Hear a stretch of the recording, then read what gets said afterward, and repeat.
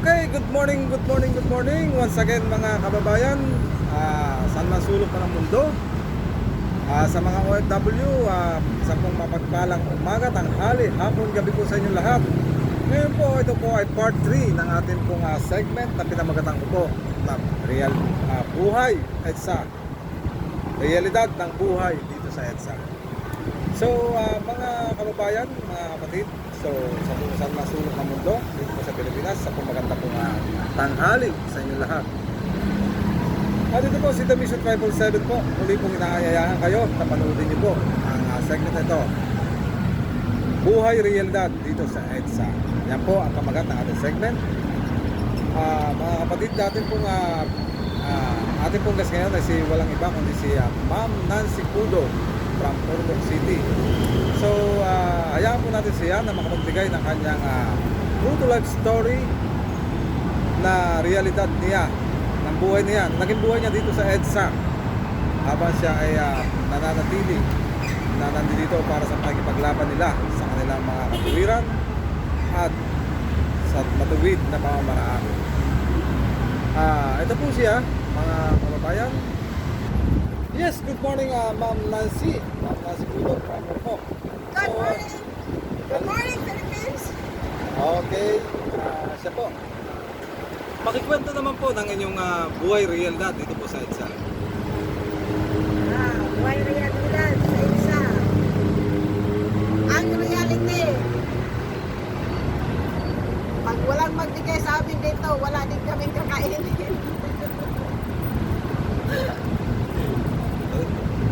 Kanya-kanya kaming gastos dito. Pagdating namin dito, kanya-kanya kami. Kanya-kanya kaming dating dito. Kanya, bawat isa sa amin dito, taga-iba-ibang lugar. So, nagkatagpo-tagpo lang kami dito. Isa-isa. So, kumbaga, siguro, sinasadya ng Panginoon na magkatagpo-tagpo dito ang mga espesyal na tao. Hindi man natin inalintana na tayo'y magugutom dito at saka ang sakripisyo. Basta ang adhikain ay isa lang. Lahat ng ginagawa namin dito ay para sa ating bayan at para sa buong sanlibutan, dahil mahal natin ang bansa nating Pilipinas. Ito ay para sa ating lahat, hindi ito para pang sarili lang namin, para sa lahat natin ito. So napunta man kami dito, kusang loob namin ito.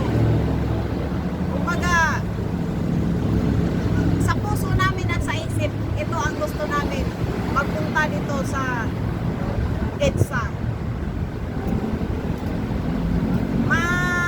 Isa-laysay ko man yung sarili ko. Dati, nagmi-mission talaga ako. So ako ay isang missionary na sarili ko lang, pero katoliko ako. Hindi ko man yan kasi bininyagan ako sa Katoliko. So, yung reliyon ko na yan, dala-dala ko yan. Kahit papaano, nandoon na yon. Tapos ngayon, sa kalagitnaan ng aking aking misyon, umalis ako sa bahay. Tapos, hindi ko akalain na mapadpad pala ko dito sa EDSA na ito. Na itong Manila pa naman na ito ay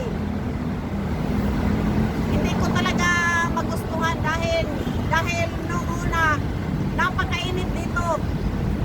Mainit na mainit itong Manila.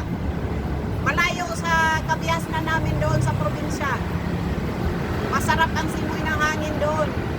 Presko pa ang hangin doon. Pero hindi ko akalain na mapadpad ako dito. Nung magpunta ako dito sa Maynila, ang nasa isip ko, kung ano ba naman yung isusuko ko sa akin, ano na naman ba ang gagawin ko at bakit ako'y aalis at aalis. So,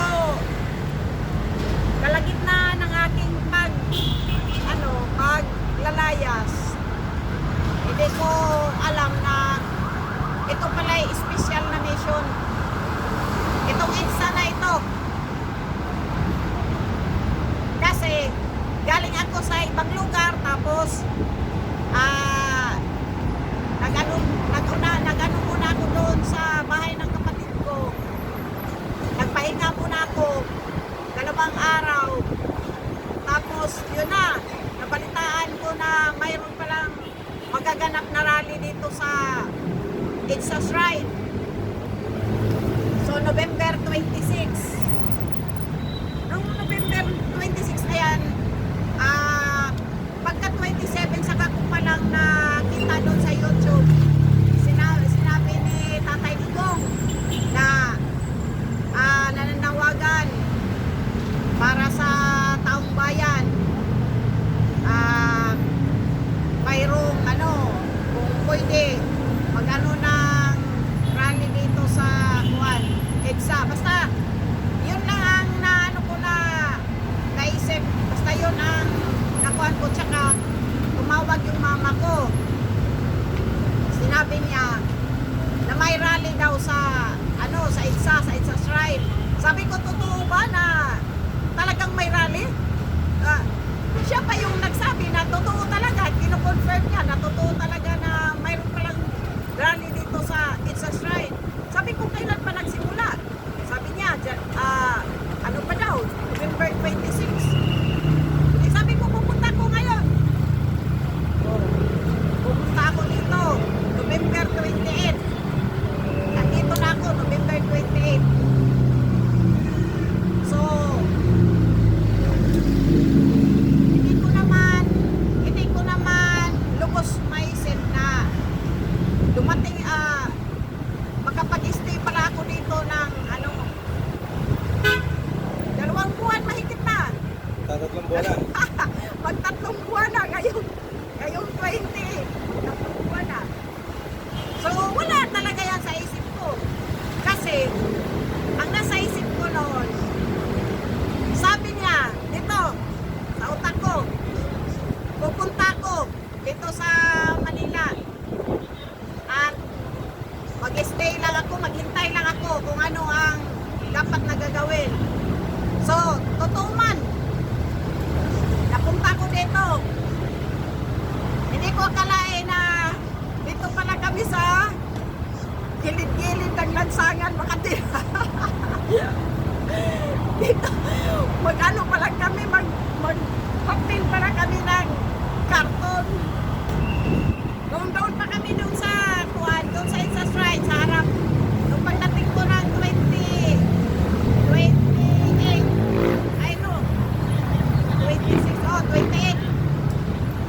Nung pagkagabi, doon kami natutulog sa gilid ng Uncle John, doon sa Robinson. So, hanggang sa pagkabukas na naman, sa 29. So, nung pagka-30, nung may mga nangyari na dito. Dito na kami sa harap talaga ng Robinson nakatulog. Kasi bigla lang parang mayroong gulo na nangyayari, tapos na puwersa kami papunta dito sa harap ng Robinson. Inaano na kami ng mga pulis. May maraming pulis na noon na dumating.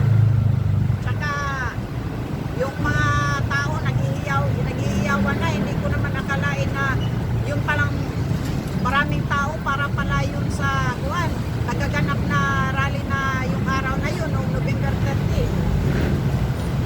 So yun, napadpad kami dito sa harapan ng Robinson. Ang nangyayari, nung magsialisa na, na-shock ako nung sinabi ng dito na magsisiuwian na daw. Magsisiuwian na, uuwi muna daw. Sabi ko, bakit umuwi?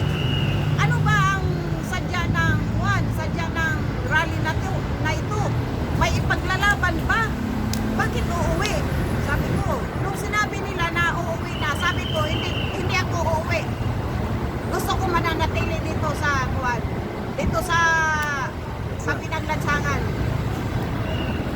Kaya mayroon namang mga tao na gusto din nila na dito din makitira, sumama sa akin dito na manatili. So yun ang nangyayari. So nung time na yun, sabi nila doon sa Friday group, sabi nila, o sige, mananatili ka dito, pero hindi namin Sagot. hindi namin sagot yung inyong, kung ano, hindi namin kayo sagot dito. Tsaka yung mga pagkain ninyo dito, hindi namin sagot yun. Bahala kayo magdiskarte sa sarili ninyo. Yun ang sabi nila doon sa Friday group. Grupo yan ni Morales. So sabi ko sa kanila, okay lang, walang problema. Kanya-kanya kaming kuan, kanya-kanya kaming gastos. May mga pera naman kami. Dahil nung time na yun, may mga pera naman talaga kami, nagpunta kami dito. May kanya-kanya kaming pera. So, yun. Sabi ko, walang problema. Kanya-kanya kami dito. Kahit hindi nila kami bigyan, okay lang. Mabuhay naman siguro kami dito. Kaya yun ang nangyari. Lagi kami dito. Everyday. So, nung time na yon, kumbaga, pumunta kami dito na kuan, ang alam lang namin yung Friday group. So, kumbaga, nung time na yun, dala-dala namin yung Friday group. Eh, hindi naman namin nakalain na kinukontra pala kami ng Friday group. Sinisiraan pala. Sinisiraan kami. Sinasabihan kami na kami isang homeless. Kami ay isang taong grasa. Tapos, nagalit sila kasi yung mga tubig naman, dinala nila. Ang alam ko naman, yung tubig na yun para doon. Kanya-kanya silang kuha. So, wala na kaming tubig. Pero,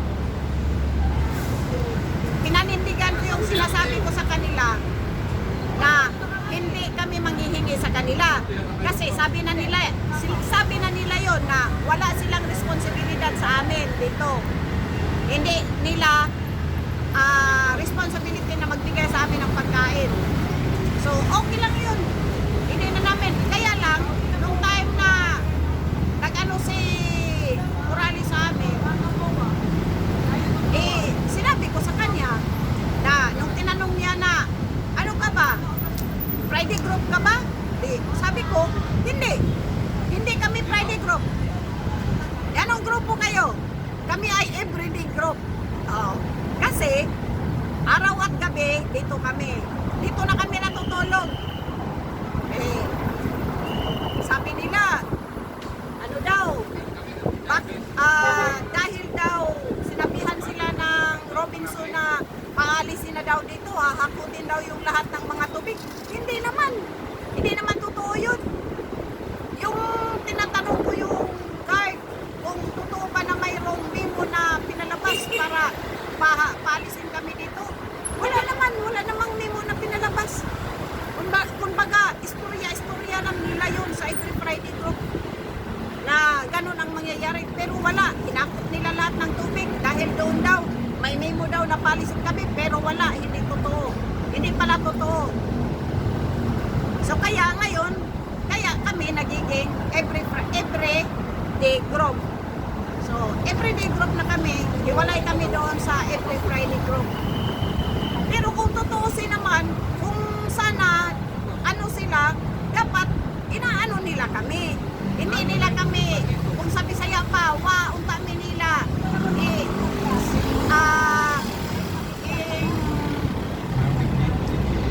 asi-asi pa. Kumbaga, hindi nila kami, kumbaga, dapat kinukpok na lang nila kami. Pero wala sila ng ganyan na mga ugali. Wala. So, tayo dapat, mga Pilipino, dapat mapagmahal tayo sa kapwa natin, pero wala. Hindi nangyari yun.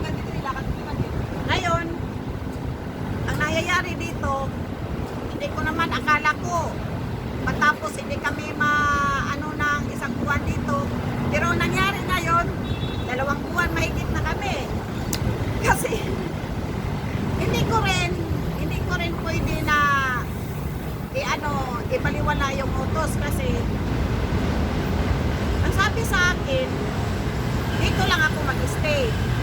Dito. So, tulad nung sinabi ko noon, may pinakita sa akin na ito yung place na kumbaga safety kami. So, dito lang ako kahit nung pag-umpisa, nagano pa yung mga security na malisin kami doon sa buwan. Pero may sinasabi ako sa kanila, so at least man lang, nandito pa rin kami.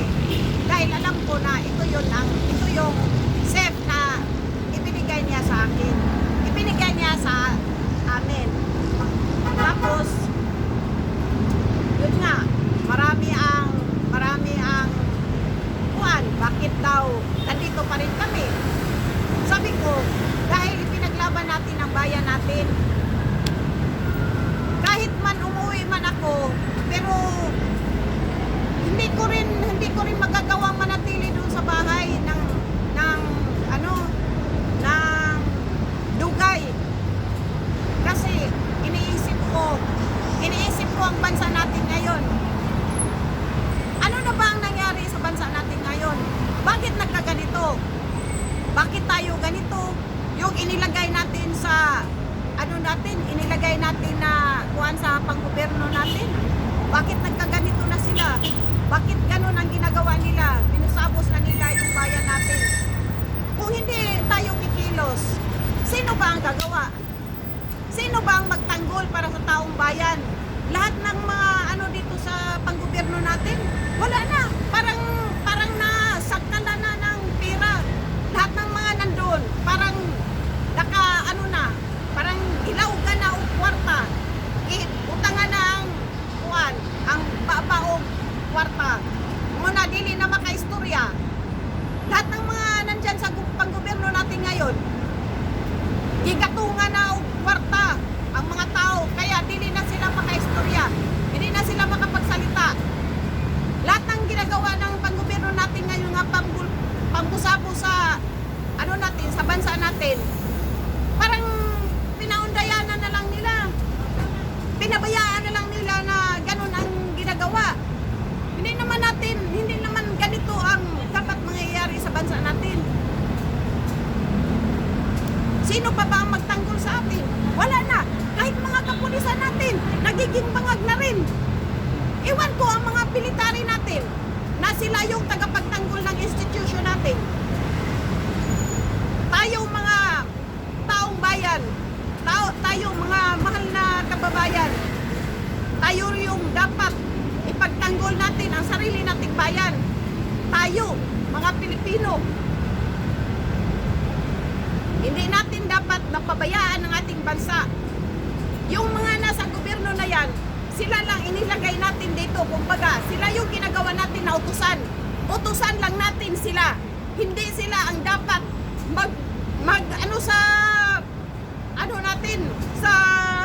maging boss. Hindi sila pwede maging boss. Mamumuhay sa buong bansa natin. Hindi dapat na sila ang magkuhan. Kumbaga, nilagay lang natin sila dyan sa gobyerno para pamahalaan nila. Isaayos nila yung pamumuhay ng buong Pilipino, ng buong bansa natin. Hindi para kurakutin, para kuhaan tayo ng lahat kung ano mayroon tayo. Wala. Hindi yan dapat ginawa nila. Tayo lang ang may karapatan. Galit ako. Galit ako. Walang hiyang mga tao. Dapat itong mga gobyerno natin, sila yung dapat, kung ano meron tayo, mayroon ba tayong maraming pera na nandito nakapundo sa bayan natin, sila yung dapat gumawa ng mabuti kung ano ang karapat dapat para sa pundo na yan, para maisaayos ang buhay ng lahat ng mga Pilipino. Hindi para pagnakawan at hindi para usapusin. Ang lahat ng mga Pilipino, mga mamamayan, lahat tayo ang boss. Tayo ang boss. Tayo ang amo ng mga nandyan sa gobyerno na yan. Mga trabahante lang natin sila. Wala silang karapatan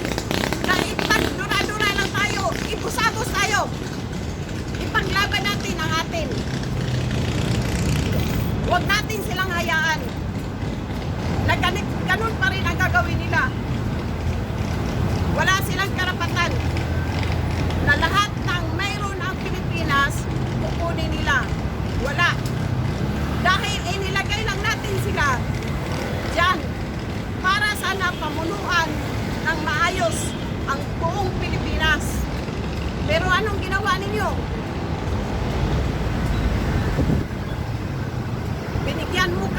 Binigyan ninyo kami ng sakit ng ulo. Hanggat marami nang pumapasok sa isipan namin na hindi karapat-dapat. Babasahin ko to, ha. Ito'y sa Jeremiah.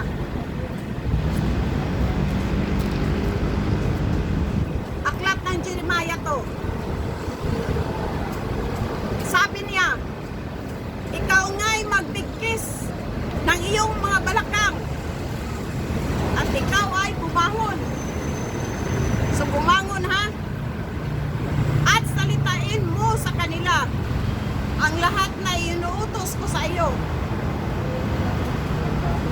Huwag kang manglupaypay sa kanila.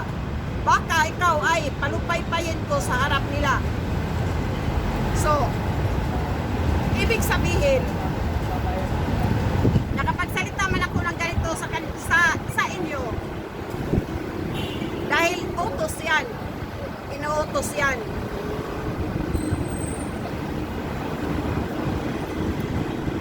Kaya, lahat ng sinasabi ko at alam ko, may karapatan tayo. May karapatan ako bilang isang Pilipino. Nakalagay din yan sa constitution natin. Nasaan na ang constitution natin? Paano ba ninyo kami pinaglaban?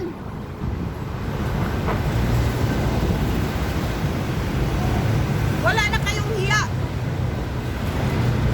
Wala na sa katarungan at katotohanan yung ginawa ninyo. Wala na, sobra na. Hindi na pwede. Kailangan kung ano ang dapat na maalis.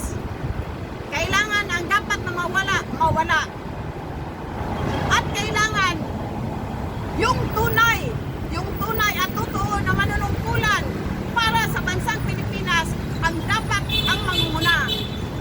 Tulad ni Rodrigo Duterte, President Rodrigo Duterte, ni Vice President Sara Duterte.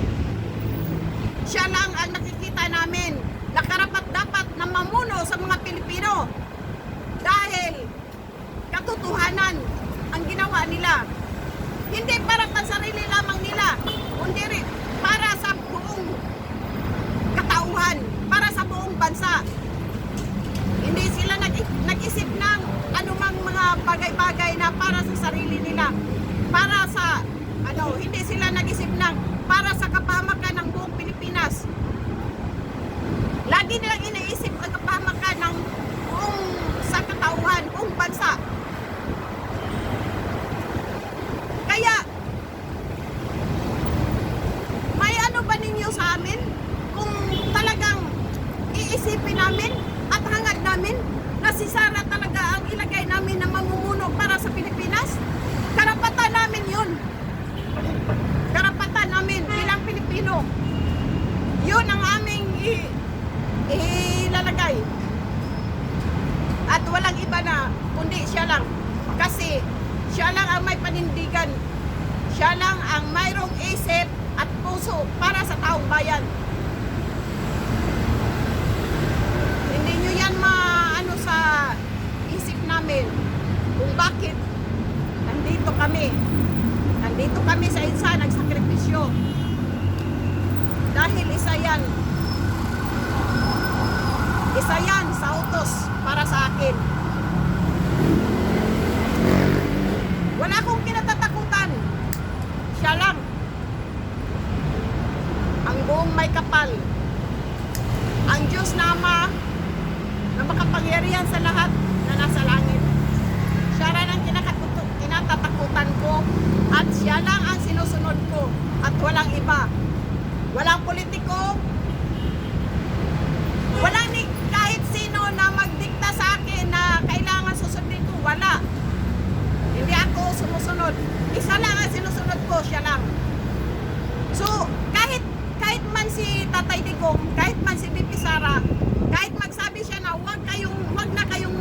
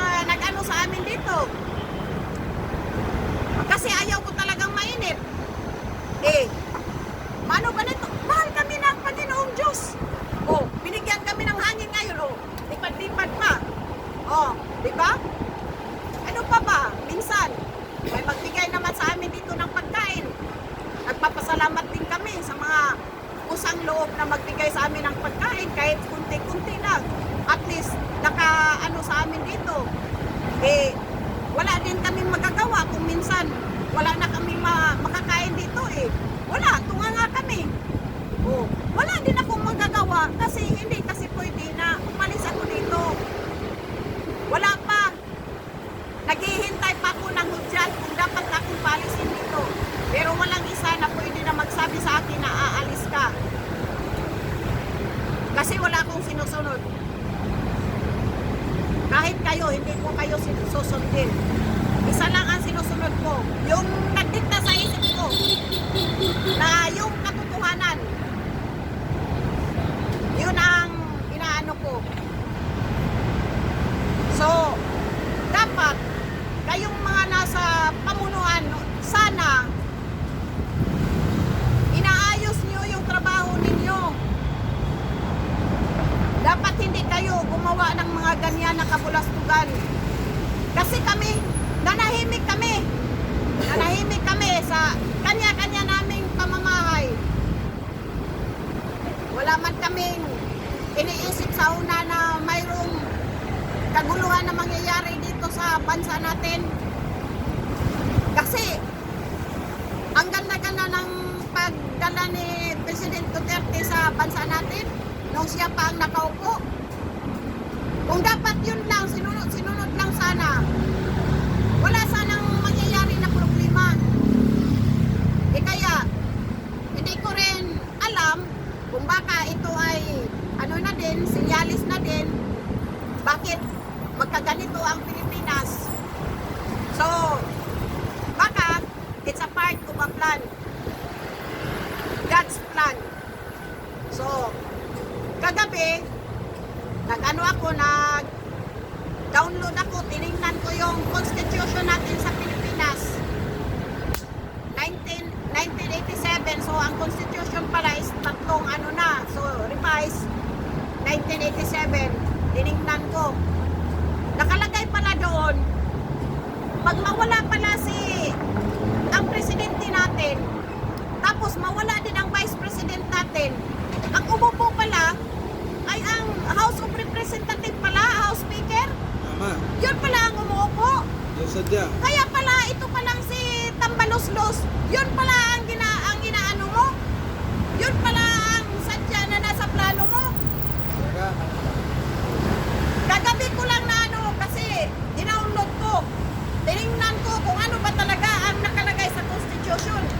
Kasi noon, nag-aral pa ako sa college, mayroon naman yan. Mayroon kami nilagay na Constitution. Pero kasi hindi kasi tayo nag-aral ng law. So, hindi ko rin ano na, yun pala importante din na malalaman natin yung mga Constitution na yan. So, hindi ko man lang maisip na darating ang panahon na magagamit pala yun. So, nandun lang yung sa isip ko yung Constitution na yun. Kunti lang ang, kumbaga, hindi man ako nagka-interest dun sa Constitution kasi wala akong plano na magdagandagan ng buwan ng politiko. So, ngayon ko lang na naman na kaya pala, maganda rin pala na mayroon palang nakaano dun sa paaralan ng about Constitution. Kasi at least kahit kunti, mayroon kang alam. Pero inaano ko talaga, dinouble check ko kasi yung libro ko ng Constitution na binigay doon sa pag-eskwela ko, doon sa pag-aral ko, na ano, nasira ng Yolanda. So, nawala na. So ngayon, mayroon pala, mag-google ka lang pala, tapos makita mo na pala doon yung Constitution natin. Doon ko nalaman, kaya pala, ganito yung ginagawa ninyo. Inaano nyo na, kumbaga, ano si Bibi Sara, para pagdating ng panahon, kung ano ang gagawin ninyo doon sa presidente, para makapaglingkod na itong si House Speaker. So, plano pala ninyo yan. Mga bright din kayo ano. Pero hindi nyo alam, ang taong bayan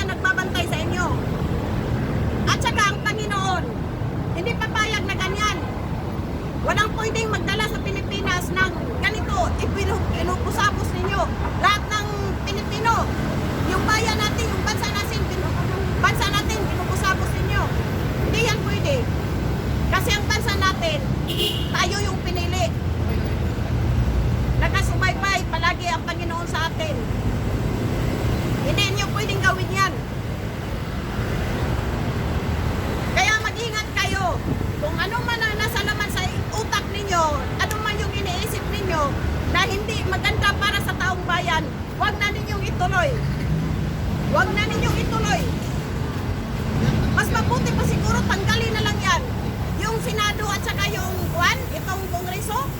Mas mabuti tanggalin na yan. Kung ako ang kuwan, tatanggalin ko na lang kayo. Total kami naman ang ano sa inyo, nagsweldo sa inyo. Hindi naman kayo mailagay dyan sa mga posisyon ninyo kung hindi dahil sa taong bayan. Taong bayan ang nagpili sa inyo, pero inusapos ninyo. Hindi kayo nagbigay ng respeto para sa taong bayan. Kami ang may karapatan. Hindi kayo. Ilagay lang namin kayo dyan para pagkamunuan ang Pilipino. Pero hindi para gawa ng masama. Ha? Tandaan nyo yan, ha? Galit ng taong bayan. Galit ng Panginoon dahil sa inaano ninyo, ginawa ninyo. Kami, mga ordinaryo nga tao, ordinaryo na Pilipino, hindi pala ordinaryo nga tao, kay alam ko, hindi ako ordinaryo nga tao. Kaming ordinaryo na Pilipino dito, sa bansa natin, kami ang may karapatan, kayo, wala kayong karapatan. Kayong nasa panunungkulan ng gobyerno natin, wala kayong karapatan na gawin sa bayan na ito. Ha? Pagtigil kayo. Tandaan nyo yan. Mga alila lang kayo. Binigyan lang kayo ng karapatan para pamunuan, para ibigay sa ayos ang bansa ng Pilipinas. Para magiging maayos ang pamumuhay ng bawat isa ng Pilipino. Pero hindi ninyo ginawa yung dapat tungkulin ninyo. Hindi ninyo ginawa ang tungkulin ninyo at responsibilidad ninyo. Ano ngayon? Hihintayin pa ba ninyo kung ano ang parusa nga gusto ninyo na matanggap? Sa ngayon, naghihintay lang ang taong bayan. Nahihinto na kayo.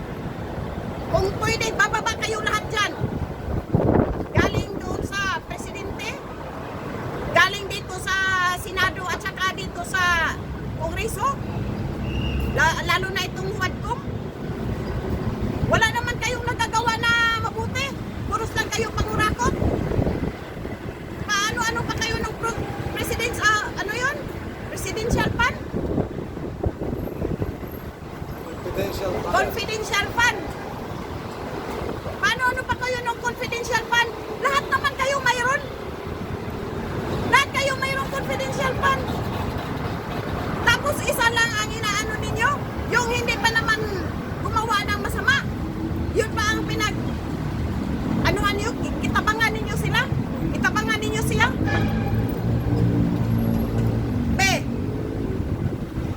Asan man ang inyo hangkuan, ipagawas, palabas nyo yung lahat ng mga lista ninyo sa mga inaano ninyo, mga tinatanggap ninyo na pira galing sa pang-gobyerno, kung totoo ba na naiano yan ng mga project na magaganda, na napaanuhan sa mga tao, napakinabangan ng mga tao. Hindi kaya yan, puros lang mga ano ninyo, mga lakwatsa, mga pasyal-pasyal. Yung mga ibinigay, nakuha ninyo ng mga pundo sa kuha ninyo? Na pundo para sa inyong bayan? Sarili ninyong probinsya? Di ba kaya yan, lakwatsa lang, nagawa ninyo? May nagawa kaya kayo na mabuting project para mapakinabangan ng sangkatauhan?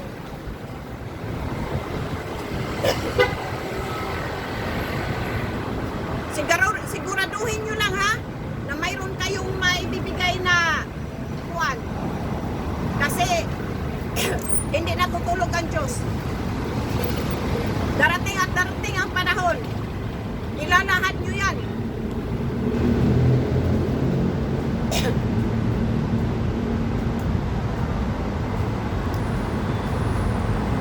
Wala kayong, hindi kayo karapat-dapat para sa tungkulin na yan. Yung iniluklutan ninyo ngayon,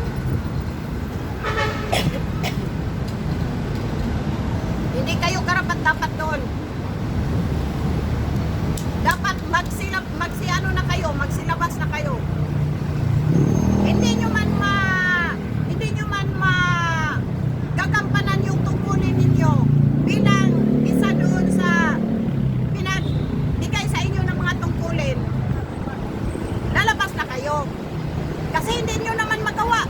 Hindi nyo naman magawang pamunuan ng mabuti ang mga Pilipino. Hindi naman ako na walang pira ang Pilipinas. Kasi yun naman ang dahilan kung bakit kayo nagiging kurakot. No? Alam naman natin, mayaman ang Pilipinas. Pero dahil sa inyo, sa mga taong niluluklok para sa gobyerno na yan, kayo mismo ang nagkurakot. Ginagasta ninyo ang pira na para sana sa taong bayan, para sana sa buong bansa, para mamumuhay ng maayos ang lahat ng tao. Walang pobre dapat na Pilipino. Wala sanang maghihirap ng mga Pilipino, pero marami. Isang bisis nga, nung nagpunta kami doon sa Palawan, ang akala ko, ang isip ko, Palawan ay lahat ng tao doon namumuhay ng marangya. Walang naghihirap. Akala ko lang yun pala. Kasi pagpunta mo pa lang doon sa pier, pagtanong mo, pag may dala kang sasakyan, ang bayad ng sasakyan mo, 42,000. Sasakyan lang papunta doon, pagsakay ng barko. Ibig sabihin, mapira ang Palawan. Maraming sabi ko, ano kaya ang mayroon sa Palawan? Bakit ganito ang pamasahe papunta doon?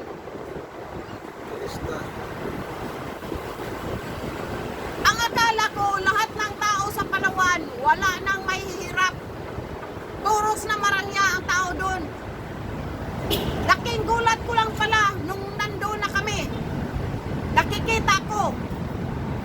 Biruin mo, mayroon pa palang isang lugar, isang bayan ng Palawan na kahit kuryente wala. Mayroon pa silang, naku, ang lahat na nasa isip natin, mayroon pa pala dito sa Pilipinas na wala pa. So anong ibig sabihin nun?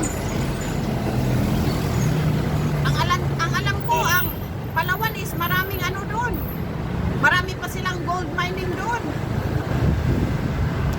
Tapos ang alam ko, mayroon na nag-start na sila doon na, nag-start na pala na mag-kub yung oil doon.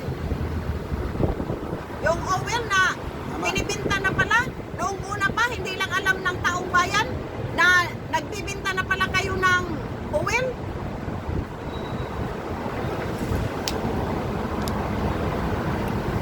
Matagal na palang panahon, ang taong bayan, ang mga Pilipino pala'y inaano ng mga politiko na yon.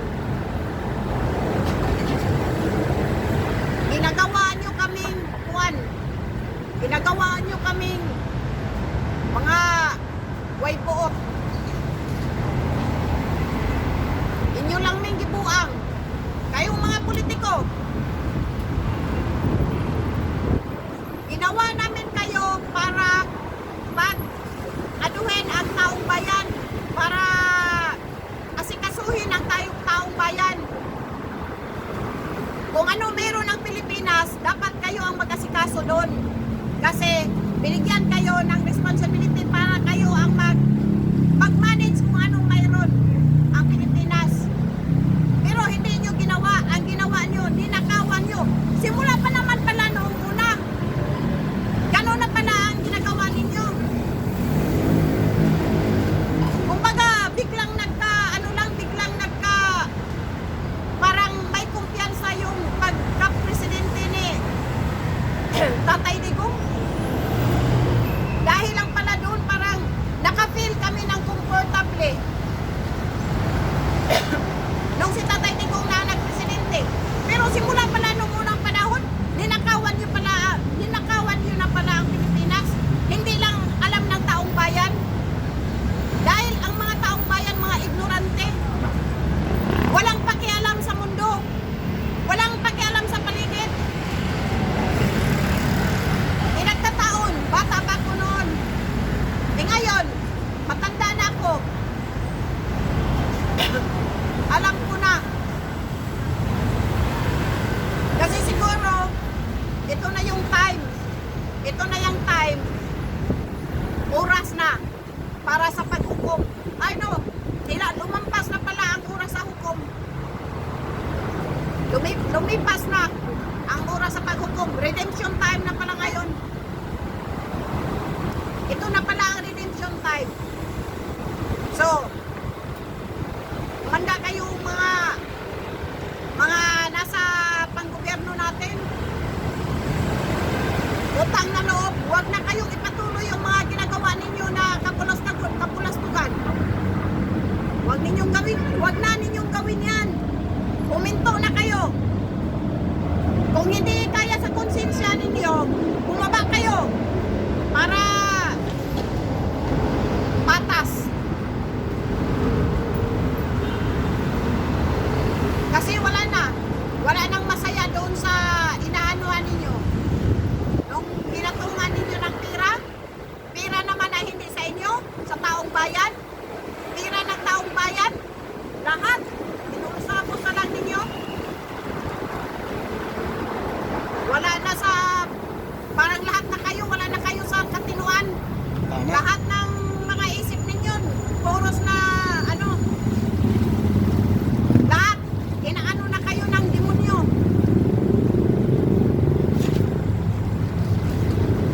Ang nagtalakad na sa isip ninyo, at saka sa puso ninyo, yung demonyo na yan na.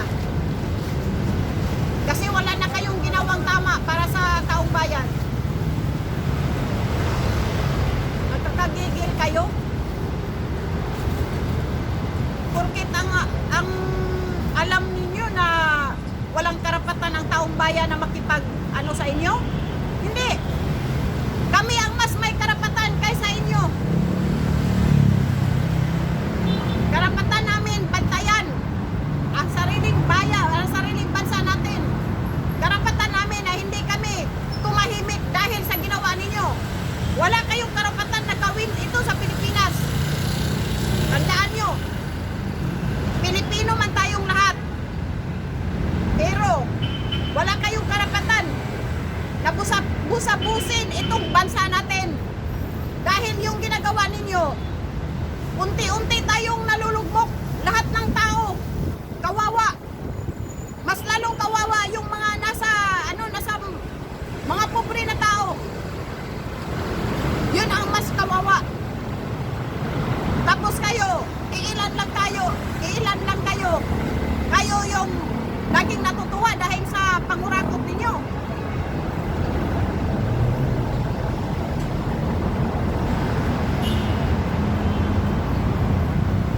Hindi na yung ginagawa ninyo hindi na karapat-dapat. Ikaw, President Bongbong Marcos,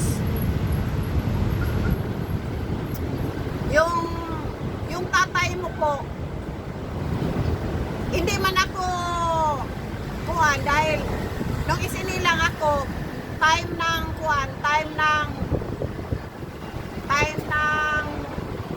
ano ba ito? Marcelo pa rin. Martialo. Time ng Martialo. Pero nung lumaki ako, nag-aral ako, naramdaman ko pa rin, dahil naabot ko pa rin yung Martialo. Parang nagustuhan ko rin yung ginawa niya noon. Kasi lahat ng mga tao may respeto. Lalo na doon sa mga probinsya. Except lang doon sa mga tao na laging nag-ano sa kanya. Laging nag-alkontra sa kanya. Pero yung ginawa na yon, kumbaga, okay rin. Control lahat. At least may respeto pa ako doon sa kanya. Pero sa iyo, mahal namin Pangulo, na hindi kami pinanindigan. Lahat ng mga Pilipino. Ikaw, hindi man kita binuboto, pero wala din ako nagawa kasi ikaw yung nanalo. Pero dapat sana pinanindigan mo ang bayan ng Pilipinas. Dapat hindi mo pinabayaan. Dapat ibinigay doon sa kamay ng iyong asawa at saka kamay ng iyong pinsan na si Tambaluslos. Dapat hindi mo ibinigay sa ikaw mismo ang namuno sa amin. Ikaw mismo dapat, kasi ikaw yung presidente. Hindi ka laruan, hindi ka dami. Bakit ganito? Bakit ganon ang nangyari sa'yo? Nagpaloko ka. Yung si President Ferdinand Emmanuel Marcos, ano pa naman yun? Pride, vice. So ibig sabihin, yung sinabi niya doon na nakita ko doon sa YouTube na walang isa sa kanyang anak na pag walang isa sa kanyang anak na magiging lawyer, wala siyang anak na karapat-dapat na mamumuno sa Pilipinas. So ibig sabihin, totoo pala.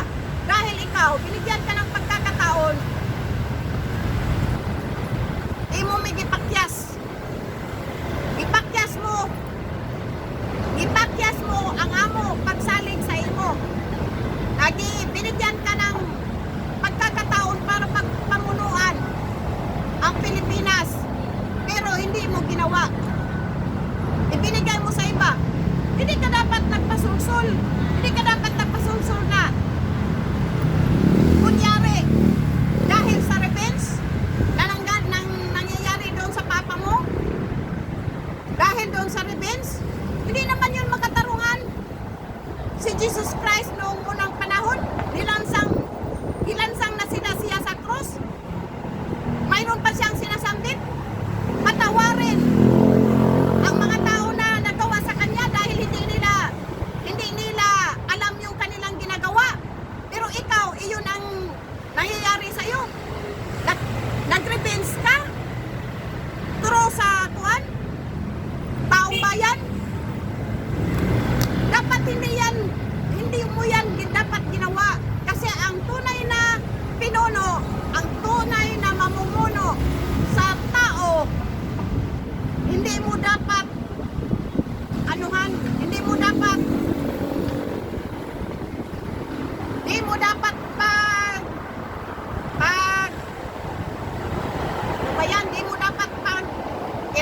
i-revenge, basta hindi mo dapat Paghigantihan.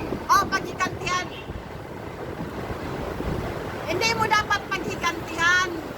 Kasi si Jesus Christ nakapagpasaylo sa ginawa sa kanya. Ikaw pa kaya? Tao lang tayo? Dapat hindi nung naging presidente ka na, dapat hindi mo na yun iniisip na maghiganti ka pa sa taong bayan. Hindi mo dapat iniligay yun sa isip mo at hindi mo dapat pinabayaan yung mga tao na nagsulsul sa'yo na ganyan ang gagawin mo para sa Pilipinas. Dapat hindi yun. Kasi alam ko, mayroon kayong ninanais na malaki para dito sa Pilipinas. Mayroon kayong gusto na hangarin, kukunin. Pero alam ko, hindi yan pwede magawa. Dahil walang makagawa nun. Huwag nyo lang asahan. Lalo na ganyan ang ginagawa ninyo sa Pilipinas, sa taong bayan. Hindi yan pwede mangyari. Mayroon man dito sa Pilipinas, pero mayroong nakalagay na dyan. Mayroon ang karapat-dapat na mamumuno dyan. At hindi kayo. Pinaghirapan lang ninyo ang taong bayan. Pinaghirapan ninyo. Pinapahirapan ninyo ang mga tao, ang mga Pilipino sa ginagawa ninyo. Yung ginagawa ninyo para sa humanitarian, pinapahirapan lang ninyo ang mga Pilipino. Pero hindi mangyayari yun na mapupunta sa mga kamay ninyo. Hindi yan mangyayari.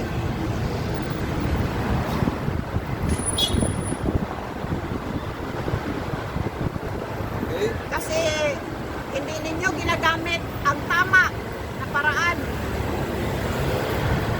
May nakita man ako noon na interview sa inyo, yung dalawa kayong mag-asawa,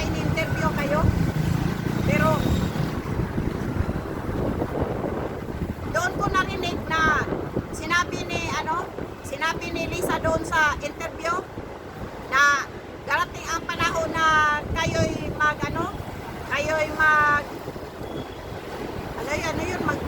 mag-revenge? Magigante. Maghigante. Darating ang panahon na kayo maghigante sa mga Pilipino. Doon ko naisip na parang ito na nga sinasabi na paghihiganti ninyo sa taong bayan. Para maranasan ng taong bayan kung ano ang ginawa sa ama ninyo, Mr. President. Pero iyon ay hindi dapat ninyong ginawa. Hindi nyo dapat ginawa, dapat. Kasi yung mga nakalipas na yun. Iba-iba na ang iba-iba na, ibang generation na.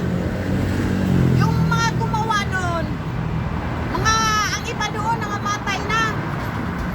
Nangamatay na ang mga gumawa noon. Isang susunod na generation na ang ngayon, yung pinamunuan ninyo. Susunod na generation na. Bakit ba?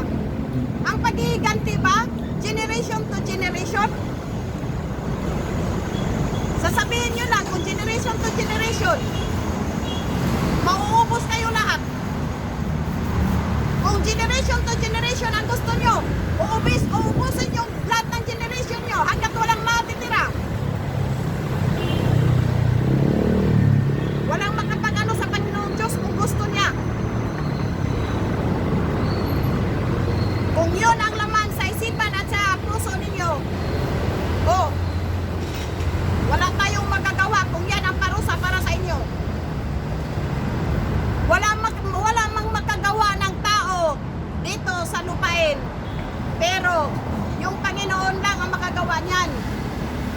Kung wala mang mga pasaylo na mangyayari sa dibdib sa puso ninyo, sa isip ninyo, pag-anuhan nyo yan. Panindigan nyo yan. Sige, panindigan nyo. Para alam natin.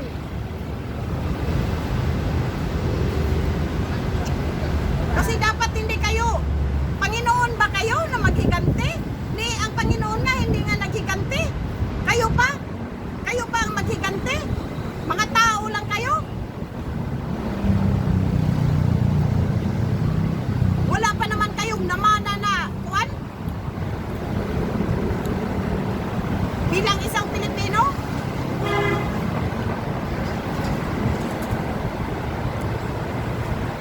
Kaya dapat sana hindi na kayo gumawa ng ganyan.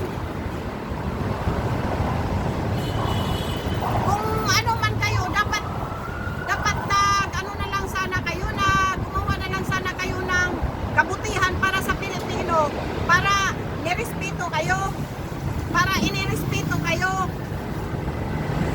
Wala. Lahat ng ginawa ninyo, wala nang respeto ang mga tao. Ilagay man natin. Iilan lang kami dito. Pero paano ba yan na ang konsensya ninyo? Na mayroong nakikialam ng mga tao? Mayroong nang nagigising? Mayroong nang nagigising ng mga tao sa ginawa ninyo? Hindi habang buhay ang mga Pilipino nakatulog. Hindi habang buhay na ang isip ng mga Pilipino mga mangmang pa rin. Hindi. Dumating ang panahon na ang mga Pilipino ay nagising na rin. Katulad namin ngayon. Katulad ko. Ako'y nagising na sa katotohanan. At hindi ko na kaya na tingnan pa ang bayan natin, ang bansa natin na ganito ang ginagawa ninyo. Hindi na yan pwede. Na habang buhay na lang maghihirap ang Pilipino dahil sa ginawa ninyo, kayo nagpapakasawa kayo dyan. Pero hindi naman kayo karapat-dapat para dyan.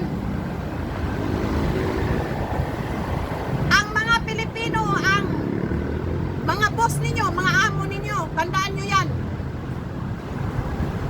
Karapatan namin bantayan ang bayan. Hindi ang mga ginagawa ninyong kabulastugan.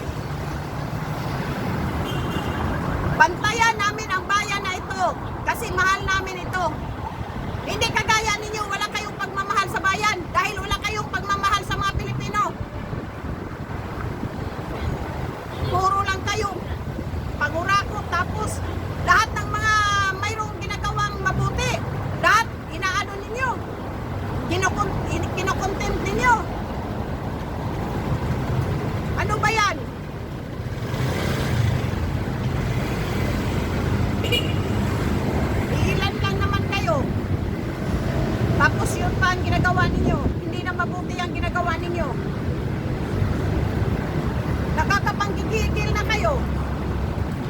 Nakapanggigigil na kayo. Ihinto nyo na yung ginagawa ninyo na hindi maganda. Ihinto na yan. Kasi pag naubos na ang orasan, pag mahuminto na ang pagtuyok ng orasan, pag-ikot ng orasan, ay huminto din tayong lahat. Pag huminto ang orasan, huminto din tayong lahat. Tandaan nyo yan. Yung mga iniisip ninyo pang sarili nyo lang, para lang sa pamilya ninyo. Paano ang taong bayan?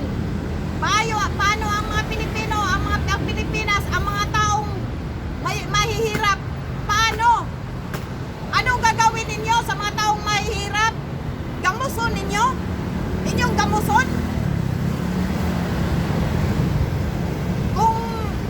Sige, kung yan na lang ang ano ninyo, lugmok na sa kahirapan yung taong bayan, yung mga mahihirap, wala na. Kana na lang ninyo, kana. Wak-wak na maghamo.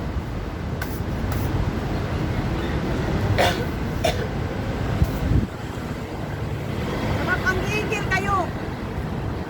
Hindi naman kami gumagawa ng mga ganito kung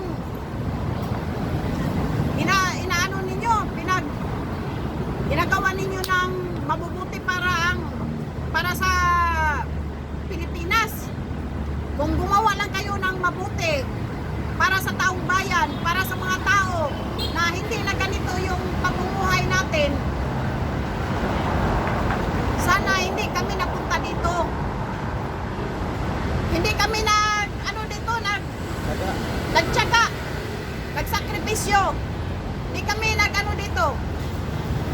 Kaya lang, sabi ng Panginoon, dahil ito na ang ginawa ninyo, binunusabos ninyo, dapat kami magsakripisyo dito sa Idsang. Matutulog kami. Kumbaga mag-ayuno kami. Si Jesus Christ, nung time niya, nakapag-ayuno siya ng 45 days. Yung sa amin dito, ay sobra na. Dahil 2 buwan mahigit na kami dito. Ayuno namin ito. Sakripisyo namin. At minsan hindi kami makakain dito. Pero, yun ang delikado. Hindi kami makakain dito pag lagi kaming gutom, lagi yung pumapasok sa isip ninyo, yung ginagawa ninyo. Yun ang delikado. Kasi, mahirap pag ang taong gutom, nag-isip.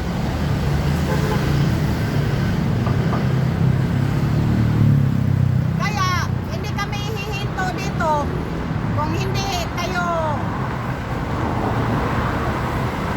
hindi ko rin masasabi na bababa kayong lahat. Pero kung karapat dapat na bababa kayong lahat, bababa kayong lahat. Pero siguro kung mawawala na siguro yung Malacanang, matatanggal na siguro yung Malacanang, bababa naman siguro kayong lahat, no? Lahat ng mga ng gobyerno. Kung mawawala na yan lahat, bababa naman siguro kayo. Hindi na kayo mayroon pa kayong mayroon pa kayong mapag-upuan. Kasi isang lindo lang yan. Isang bisis na lindo lang yan. Bubuho na lahat. Pwede naman yan mangyari. Napipiliin lang kung sino lang ang dapat itumba. Kasi yung nangyari nga doon sa California, yung isang bahay at saka simbahan na natitira pa. Sunog yun, ha? Sunog yun ang nangyayari. Pero bakit may natira pa yung bahay ng yung bahay ng may pananampalataya pa, may pagkatakot sa Panginoon. Yun ang naiwan. So ibig sabihin, walang imposible. Walang imposible na baka kung gagawin na mayroong malaking linog dito sa Pilipinas, tapos yung Malacanang at saka yung mga tirahan lang ninyong puros mga gahaman sa pira, gahaman sa kayamanan,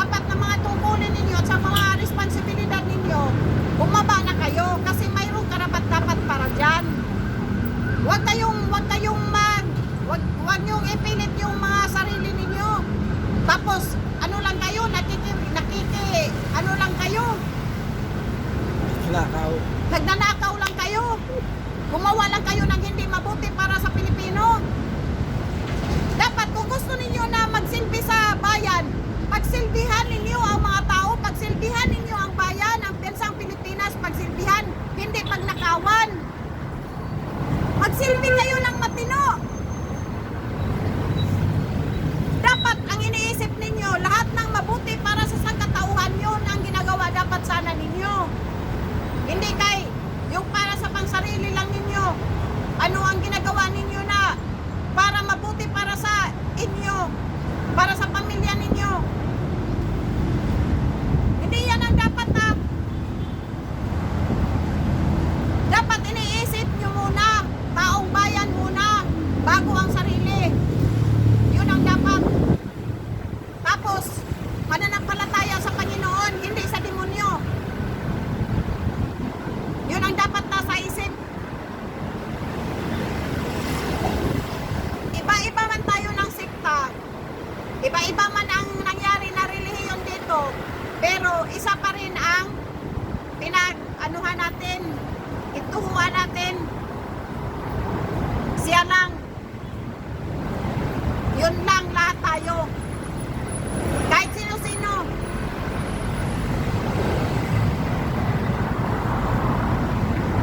Kaya, tumigil na kayo.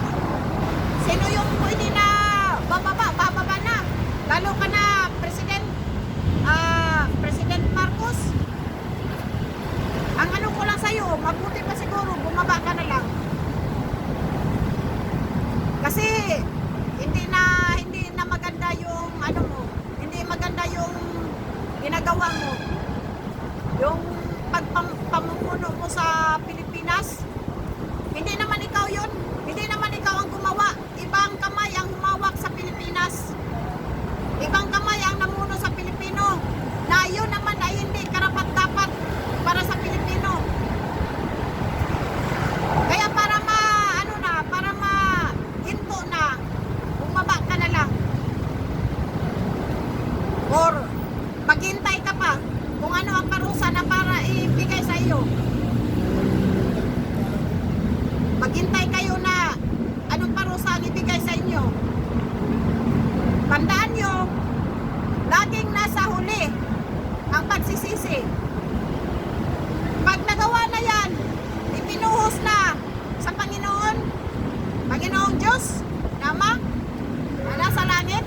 Pag ipinuhos na niya ang galit para dito, wala na kayong magagawa. Hindi nyo na pwedeng isigaw sa kaduluduluhan.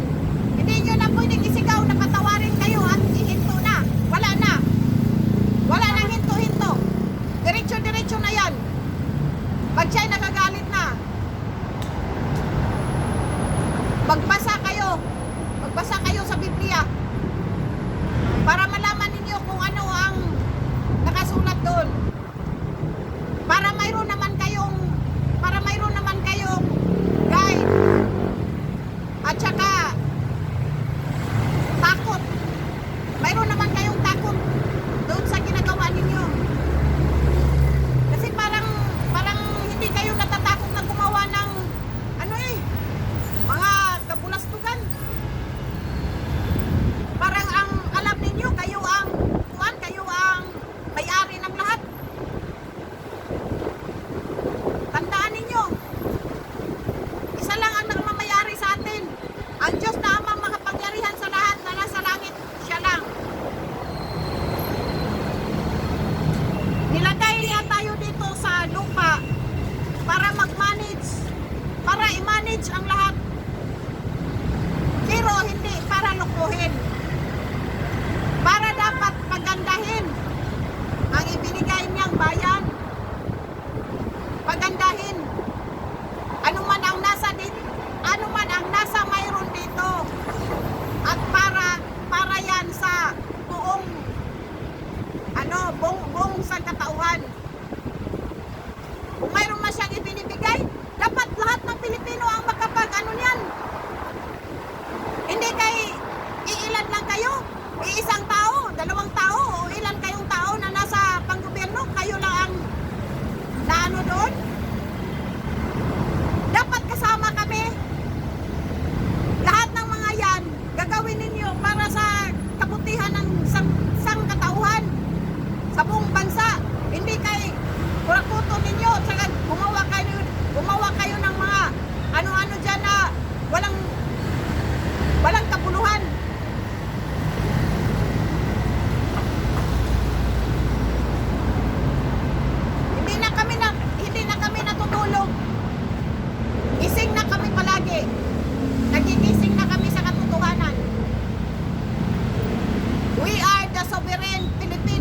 people.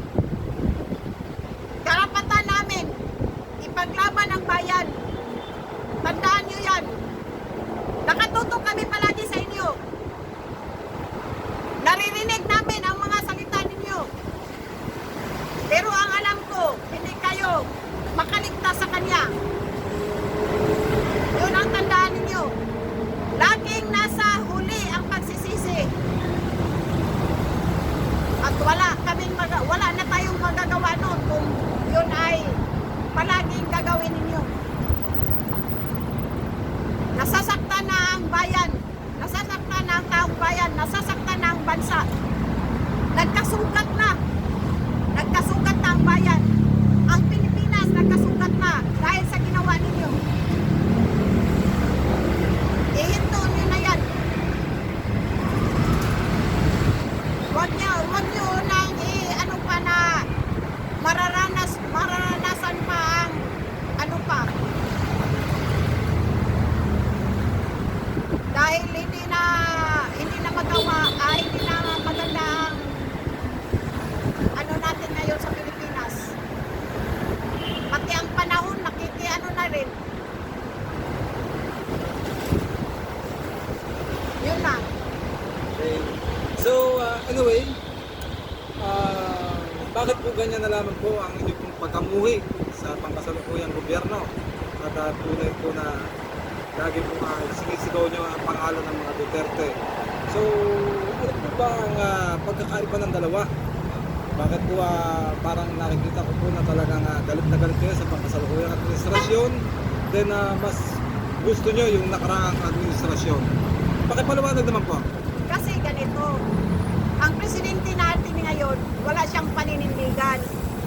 Dapat ang ginawa niya, pinanindigan niya tayo, naihaon tayo at ano tayo sa buhay ang lahat ng mga Pilipino.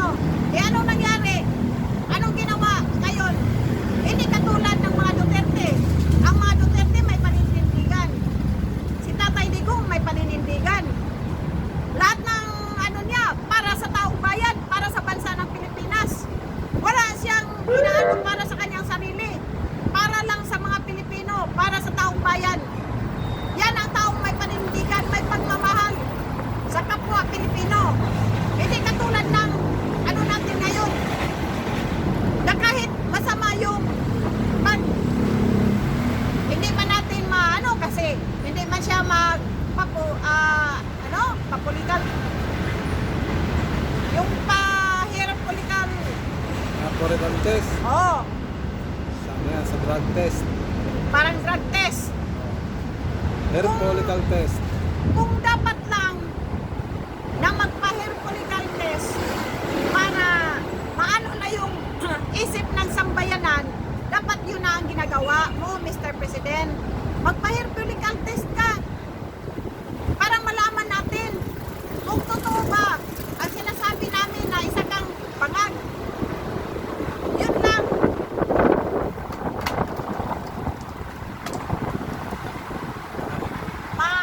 Maano na yung kuwan mo, maano na yung ano namin sa inyo na ikaw ay isang bangag. Tapos, kasi nakakahiya ka na sa bansa natin. Ikaw lang ang tanging presidente na isang drug addict. Parang mawala na yan sa isip namin. Gagawin mo. Kasi may karapatan naman kami na pag-utusan ka.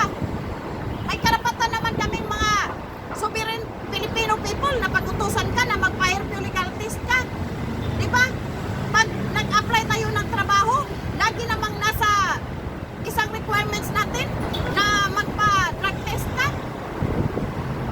Lagi yan nasa requirements. Kailangan magpa-medical, magpa-drug test ang isang nag-apply ng trabaho.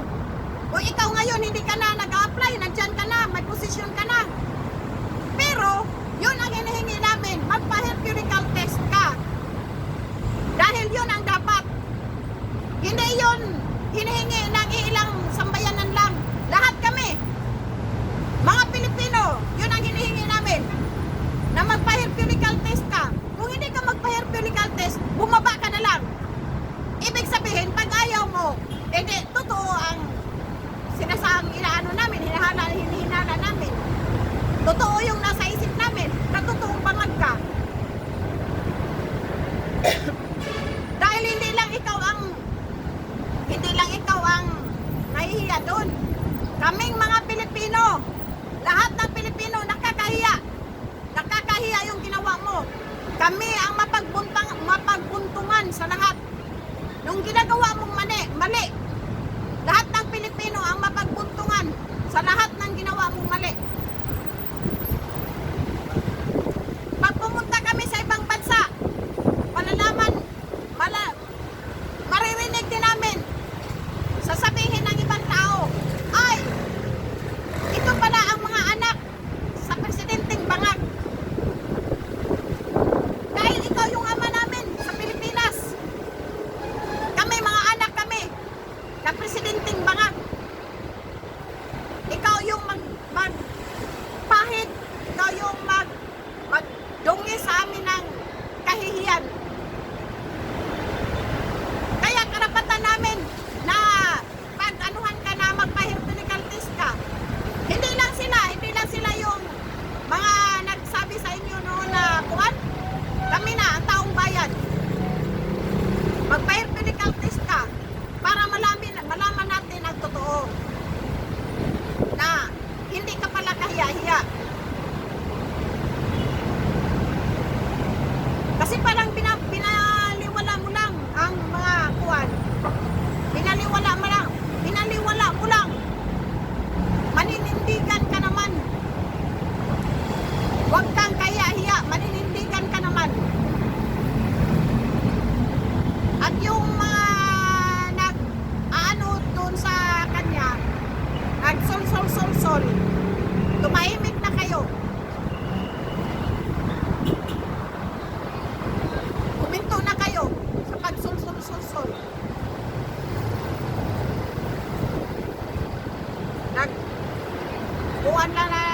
Nagtuwas na lang na inyong mga simot sa kasusol sa presidente. Pag di na kaya, Mr. President, Bongbong Marcos, pag di na kaya, bumaba ka na lang. Yun na siguro ang the best. Yun na ang the best. Para mawala na ang lahat, mawala na ang kwan. Mag-ano tayo, mag-start again. Umpisahin ulit. Tsaka, hindi na natin ahayaan na yung i-ano natin sa panggobyerno natin ay ganun pa rin. Hindi. Maglilinis tayo. Katulad ng paglilinis ko dito. Nililinisan ko tong inaanuhan namin. Katulad ng pagwawalis dyan. Yun, wawalisin natin lahat. Magwawalis tayo. Lilinisin natin lahat. Kung sino lang ang inilagay na karapat-dapat para mamunuan sa buong Pilipino, yun lang ang dapat. Yun lang ang dapat. At wala nang iba. Walang maglilingkod na itinuturo sa tao. Yung kagustuhan ng Panginoon ang dapat maglingkod. Hindi yung kagustuhan ng tao, hindi yung kagustuhan ng tao. Dahil wala na. Tapos na ang pamumuno sa mga tao. Tapos na. Wala na. Kaya, parang yung sinasabi ko, parang walang katotohanan, no? Pero yun ang totoo. Lahat ng salita ko, may katotohanan lahat. Hindi pa man ngayon mangyayari, pero alam ko, darating ang panahon mangyayari. Huwag niyong hintayin. Kasi lahat yan mangyayari. Oh. That's all. Okay, thank you ma'am sa inyo napagandang pahayag. Narinig po natin ang isa po sa hinaing ng ating kababayan. Kung gaano po kalaki ang kanyang hinaing sa nangyayari po sa ating pagkasalukuyang gobyerno. So mga kababayan, bilang po tayo isang mamamayang Pilipino, tayo na po mismo ang mag-isip at tumusga kung ano po talaga ang tunay na nangyayari sa ating bayan. Bawat galit ng mamamayan, yan po ay nakakantig ng ating damdamin dahil mahal din tayo po ay isa rin po sa nagmamahal sa ating bansa. Bilang tayo po ay mga Pilipino na may pakialam sa ating lipunan, nawa po, pakaisipin po natin mabuti kung ano ba at ano ang tunay na nangyayari dito sa ating bansang ginagalawan. Ano nga ba ang pakasalukuyang administrasyon at ano nga ba ang mga nakaraang administrasyon? So yan po ang ating pong tungkulin bilang po isang mamamayang Pilipino na kailangan po natin malaman ang lahat para po sa ating ganang sarili ay tayo po ay makapagbigay ng assessment kung ano po ang katotohanan. Sa ngayon po, kita na po natin kung ano po ang mga nangyayari, pero mahirap pong i-judge dahil po ako po ay nandito sa aking katayuan bilang isang host. Pero para sa aking palagay ay pupulsuhan po natin itong lahat ng ito kung ano po ang magiging majority na sasabihin ng taong bayan. Sa tatlo ko po namin na interview, so lahat po sa kanila ay galit at pagngingit-ngit sa pakasalukuyang administrasyon. Nasa palagay ko ay nasa katotohanan na po ang kanilang mga sinasabi dahil yan po ay ganap na nangyayari sa ating bansa sa ngayon. Kaya mga kababayan ko, saan man kayo sulok ng mundo, sana po pagka meron po tayong bastong pag-iisip kung ano po talaga ang nangyayari sa ating bansa, sana po makatulong po tayo sa mga tao para mas lalong paglinawan ang kanilang isip kung ano po ang dapat mangyari sa ating bansa nang sa ganon muli po tumayo ang ating bayan at ito po ang bayan ng Pilipinas. Maraming salamat po at hanggang sa muli po kamisyon 777, napaalam po.